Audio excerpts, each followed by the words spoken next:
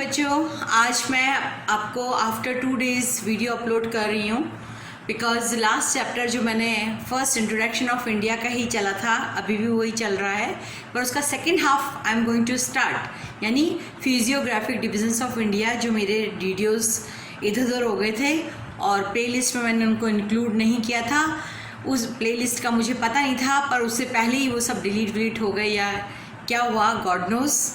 इसलिए मैं सब चीज़ें वापस से आपको बता रही हूँ। मेरा डबल टाइम वेस्ट हो रहा है। अब तक हम वेजिटेशन कर लेते, पर होपफुली आप वह क्लाइमेट पढ़ते जाएं और उसके बाद आगे बढ़ते चले जाएं। आज जो मैं करवा रही हूँ वो है जियोलॉजिकल सर्वे ऑफ इंडिया।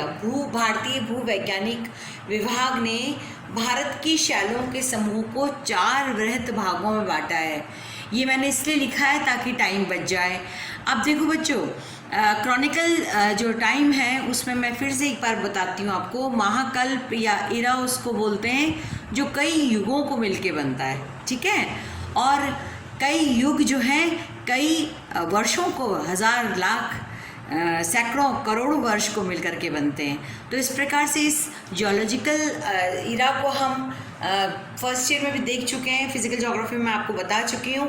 पर यहाँ पर जो जियोलॉजिकल डिपार्टमेंट ने, भारत के जो भूवैज्ञानिक्स हैं, उन्होंने रॉक्स को इम्पोर्टेंटली बांधा है। अब ये आपके सिलेबस में नहीं है, पर इसको मैं हल्का सा लाइट इसमें आपको थोड़ा सा नॉलेज दे रही हूँ।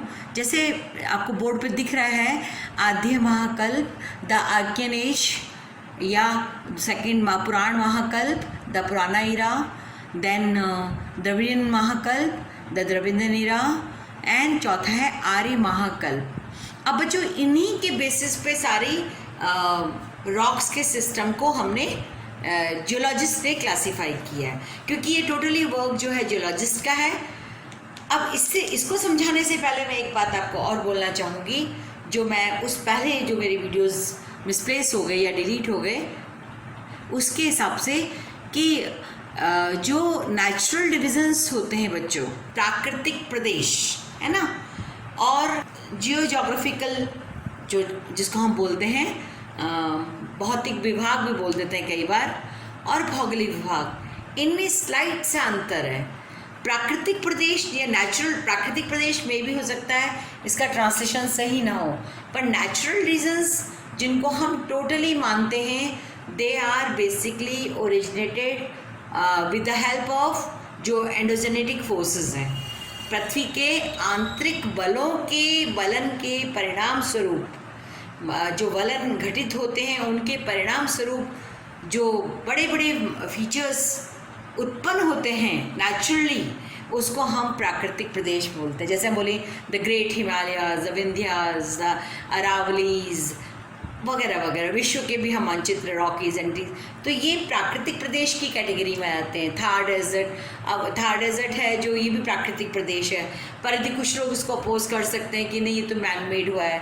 अरावलीज प्राकृतिक प्रदेश की जगह आजकल अब ये जियोग्राफिकल प्रदेशों में आ गए, क्योंकि बाह्य कारकों ने, बाह्य अपर्दन शक्तियों ने इस पर निरंतर कटाव छटाव किया है, और जो इतने ऊंचे हिमालय जितने बलित फोल्डेड न्यूली फोल्डेड माउंटेन्स थे, जो इतने हज़ारों करोड़ों सालों बाद डेनिडेशन के पॉइंट पे आ गए हैं। संप्राय या अब लास्ट में जो है इनकी अपर्दित हिल्स जो हैं उस फॉर्म में ये आ गए हैं, मतलब हिल्स हैं। Now these are called hills, Aravallis. We don't call them Aravalli mountains, but they were mountains earlier. और अभी हिल्स भी बोलना ठीक नहीं है, बिकॉज कई कई जगह पे, जैसे अजमेर का अपना गुरु शिखर है, सॉरी माउंट आबू का जो गुरु शिखर है, ये तारागढ़ की हिल है, ये रघुनाथ हिल्स है, कई हिल्स हैं जो काफ़ी बड़ी हैं हिल्स टॉप से, हिल की ऊंचाई से ज़्यादा, क्योंकि भूगोल के विद्यार्थी को पता है कि एक पर्वत जो है वो आपका 2200 मीटर समुद्र से ऊंचा स्टार्ट जो है वो होगा, और उसमें पर्वत के अंदर एक ऊंचा पीक होगा, शिखर होगा, और दोनों तरफ इसके बहुत तीव्र किनारे होंगे, तभी हम उसको पर्वत की परिभाषा के अंदर सम्मिलित करते हैं, ठीक है। तो अब बच्चों, इसमें मेन मुझे क्या आफत आ गई ये समझाने की आपको, तुम्हें पता है ये चैप्टर मैं क्लास में तो बहुत दिन 5-6 दिन ले लेती हूँ, यानी 5-6 घंटे में इस पर लगाती हूँ, पर यहाँ पर मुझे ज़रूरी ये है कि शायद तुमने सुना होगा रायलसीना हिल्स, दिल्ली पर्वत श्रेणी, अरावली की दिल्ली हिल्स, या आपने सुना होगा धारवाड़ सिस्टम ऑफ माउंटेन्स, या Aravalli system of mountain, Vindhyan system of mountains, या कुडप्पा हिल्स, कुडप्पा ये इरा एज, कुडप्पा एज। तो ये सब चीज़ें क्यों ज़रूरत है? क्योंकि हम आगे मिनरल्स से पढ़ेंगे, मिनरल्स पढ़ेंगे और मिनरल्स के साथ हम बहुत सारी चीज़ें और डालेंगे। तो आप थोड़ा सा तब तक इसको याद कीजिए। 4 भाग में बांटा है मैंने, आद्य महाकल्प, पुराण महाकल्प, द्रविडियन महाकल्प और महाकल्प। मैंने नहीं बांटा है, I have just copied it. और मैं जैसे आपको हमेशा बताती हूँ कि ये आपकी खुल्लर की किताब और अलका गौतम की किताब ये तो हैं, इसके अलावा मेरे पास बहुत सारी राव की किताब है, शर्मा एंड कुठोनो की बुक है, और मेरे पास मेरी बेसिक बुक्स हैं, और ये अपने माजिद हुसैन साहब की किताब है, और उनके RL सिंह का मेरे पास पूरा बड़ा वॉल्यूम है। तो ये सारी किताबें मेरी बेसिक्स हैं जिनसे लेकर के मैं ये चैप्टर्स आपको पढ़ा रही हूँ, ठीक है। और ये स्पेशलाइज नहीं है चैप्टर, क्योंकि इसमें मैंने नेट तो नहीं बोलूँगी, पर जो मेरे पास नागी का एटलस है इंडिया का, उससे भी मैं इसको कोरिलेट करके और अपनी समझ के हिसाब से, क्योंकि जब मैं पढ़ती थी तब मुझे ये चैप्टर बहुत टफ लगता था, तो इसलिए इसको मैं बहुत हल्का सा शॉर्ट में आपको लिख के दूंगी ताकि आपको ईजी रहे। It's okay. नाउ नेक्स्ट हम देख रहे हैं इसी में आपके, अब देखो बच्चों, धारवाड़ क्रम की जो चट्टानें हैं, धारवाड़ जो है एक अभी जिला है कर्नाटका में। इसमें यहाँ पर कर्नाटका वेस्टर्न मार्जिन पे, यहाँ पे मैं ड्रॉ कर देती हूँ छोटा सा, ताकि आप कोरिलेट इजीली कर पाएँ, ठीक है। ये आपका इस तरह से, ये कर्नाटका का शेप ऑलमोस्ट इस तरह से बच्चों, है ना, ये इस तरह से शेप है कर्नाटका डिस्ट्रिक्ट का। तो ये धारवाड़ और शिमोगा जिले, ये याद रहेगा, ये है धारवाड़ और ये डिस्ट्रिक्ट, ठीक है। इसकी बात मैं भी कर रही हूँ आपको। तो ये one of the oldest system नहीं है, पर अरावली माउंटेन सिस्टम जो है हमारे राजस्थान की रावली पर्वत श्रृंखला इस सिस्टम में उत्पन्न हुई है, इसलिए ये ओल्डेस्ट माउंटेन श्रेणी है। सबसे पुराना तो आर्कियन है, इसमें गलती मत करना बेटा, हम उल्टे क्रम में चल रहे हैं अभी, पृथ्वी के उत्पन्न होने के बाद ऊपर से नीचे घटते क्रम में आ रहे हैं, ठीक है। तो वो आपका 250 मिलियन से ऊपर था और 120 करोड़ वर्ष तक रहा नीचे, पृथ्वी के 120 करोड़ वर्ष के बाद, ठंडा होने की प्रक्रिया के बाद, यानी इससे पहले था, ठीक है।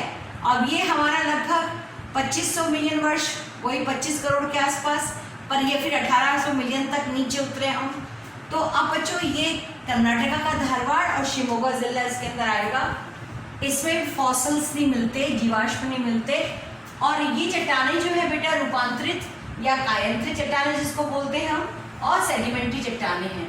वलित चट्टानें, अवसादी चट्टानें और रूपांतरित या कायांतरित चट्टानें हैं। मेटामॉर्फिक रॉक्स और सेडिमेंट्री रॉक्स धारवाड़ सिस्टम में आती हैं। अब ये इतनी सी बात समझ में आ गया। पहला बिंदु हमने ओरिजिन बताया, दूसरा इसकी बेसिक बताई, तीसरा ये कहाँ है, वेयर आर दीज। तो ये कर्नाटका इम्पॉर्टेंट हमने अभी डाला है। अभी और मतलब ये थोड़ी कि कर्नाटका या शिमोगा में सबसे ज़्यादा डिपोजिशन मिले, इसलिए जियोलॉजिस्ट ने ये बोला। अब बेटा ये सबसे इम्पॉर्टेंट ये है, इसकी देन क्या है इस सिस्टम की, हमें सबसे इम्पॉर्टेंट देन है बच्चों, आर्थिक आधार पर सब प्रकार की मैक्सिमम चट्टानें इस क्षेत्र में हमको मिल रही हैं।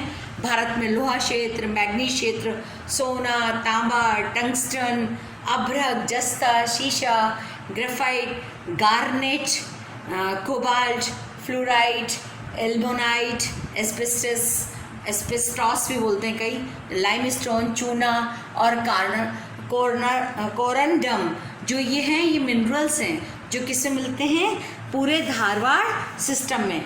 अब बच्चों धारवाड़ सिस्टम में बलित माउंटेन्स भी मैंने आपको बताया मिलते हैं ना, ठीक है। और हमारे राजस्थान में जो इसका सब एज बनी, मतलब इरा के नीचे जो युग आए उसमें आया पर्मो कार्बोनिफेरस युग, और इसमें ये बलित पर्वत बने, और इसमें उन बलित पर्वतों में नीस, सिस, स्लेट और क्वार्टजाइट क्वाजाइट मिलता है। ठीक है बच्चों, ये इम्पॉर्टेंट हुआ सेकंड सिस्टम।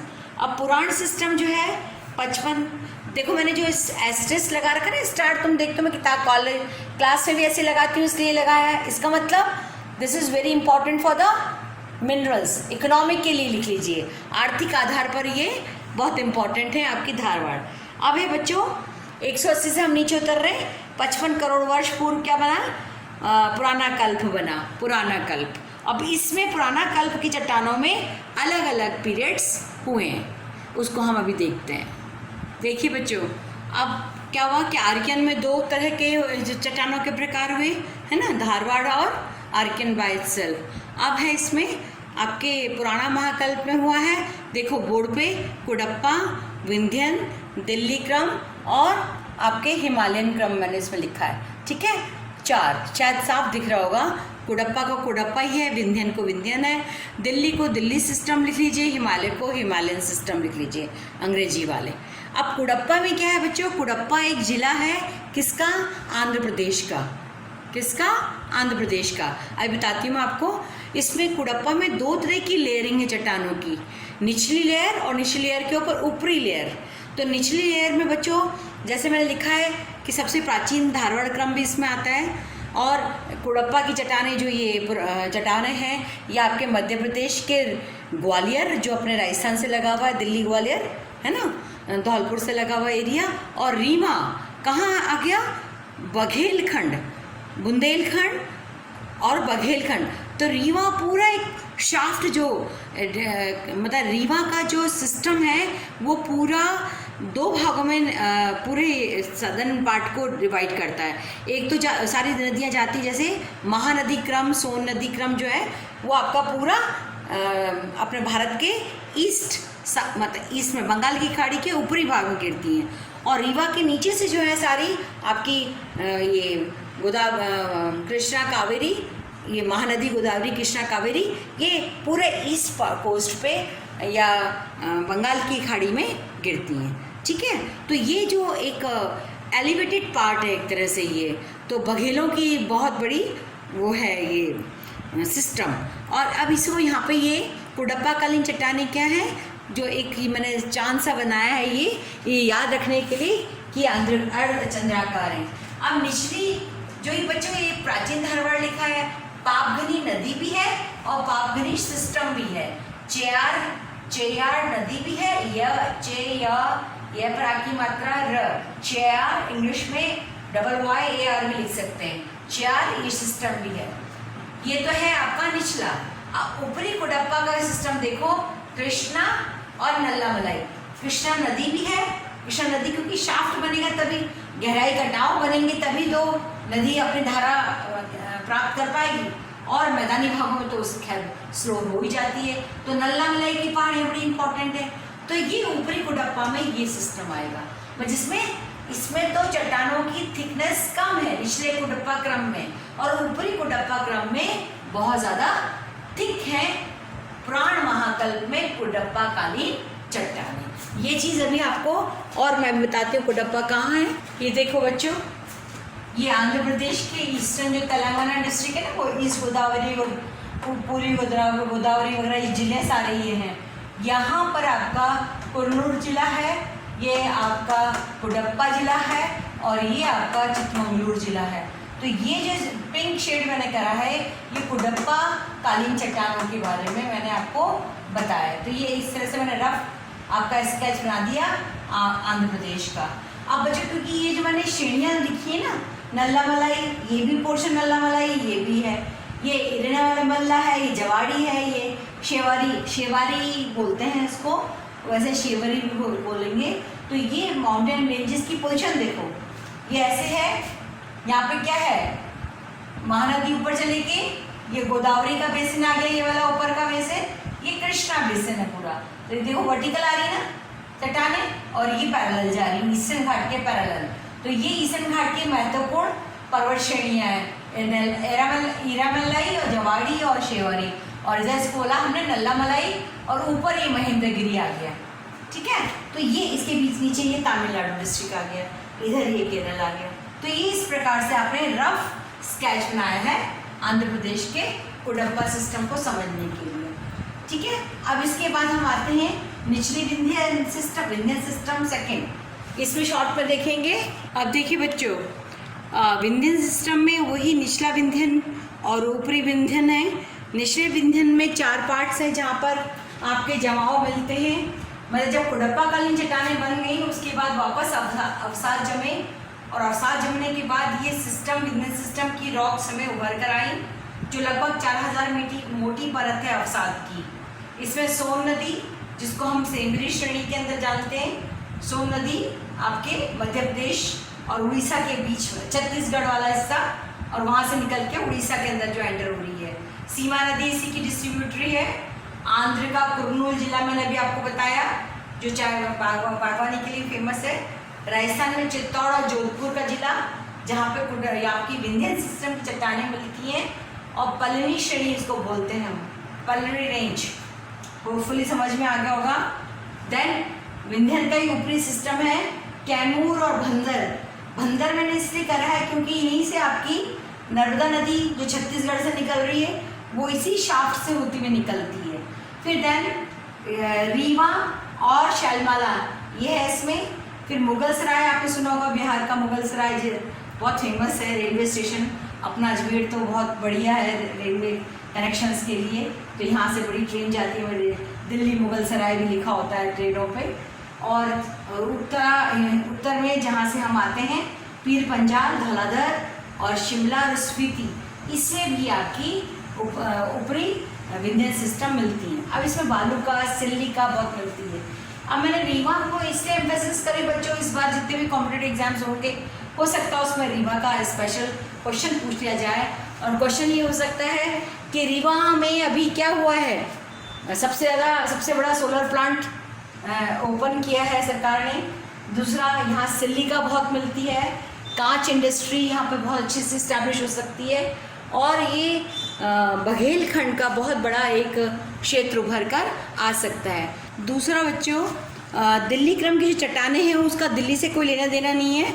ये राजस्थान के पूर्वी भाग में मिलती हैं, राजस्थान के पूर्वी भाग में फैली हुई हैं, और इससे पर्वत निर्माणकारी हलचल घटनाएं बहुत ही, उथल पुथल बहुत हुआ। इसकी मोटाई आज के समय में 5100 मीटर है। इसमें क्वार्ट्जाइट, स्लेट, चूना पत्थर, शिस्ट मिलता है, और ये भवन निर्माण के लिए बहुत ही खूबसूरत पत्थर यहाँ मिलता है। जो दिल्ली का जो लाल किला वगैरह है वो इस प्रकार के जो मॉन्यूमेंट्स अपने बड़े बड़े हैं, जोधपुर का पत्थर और ये सब, पर जोधपुर का पत्थर इसमें नहीं शामिल कर रहे हैं हम, धौलपुर साइड तक का ये पूरा सिस्टम इसमें आ जाएगा। अब हिमालय की जो पुराणक्रमी चट्टान है बच्चों, इसमें मुख्य हिमालय, लघु हिमालय के बीच में पूरी मेटामॉर्फिक रॉक कायांतरित चट्टानें या रूपांतरित चट्टानें मिलती हैं, जिसमें शिमला स्लेट और डोगरा स्लेट बहुत फेमस है। अब स्लेट बेटा वो होती हैं जो छतों के ऊपर होती है ना, काले रंग की पहाड़ी छतों पे देखा होगा आपने, ऐसे छत बने होते हैं और छतों पर जो जमी हुई होती हैं ये पत्थर, उनको स्लेट बोलते हैं। ये बहुत वैसे तो बहुत वो होती हैं पावरफुल, आजकल तो शो के लिए भी इनको आप टाइल्स के रूप में लगा रहे हैं, तो शिमला स्लेट भी बोलते हैं और डोगरी स्लेट भी बोलते हैं। तो ये इस प्रकार से आज हमारा पुराण महाकल्प का सिस्टम मैंने थोड़ा समझाया बच्चों, क्योंकि नदियों की उत्पत्ति के लिए भी आपको इन जगहों के नाम पता होने चाहिए, खनिजों के लिए भी आपको इन जगहों के नाम पता होना चाहिए, इसलिए मैंने ये सब कुछ आपको समझाया। अब 3rd और 4th हम कल देखेंगे। थैंक यू सो मच आज के लिए।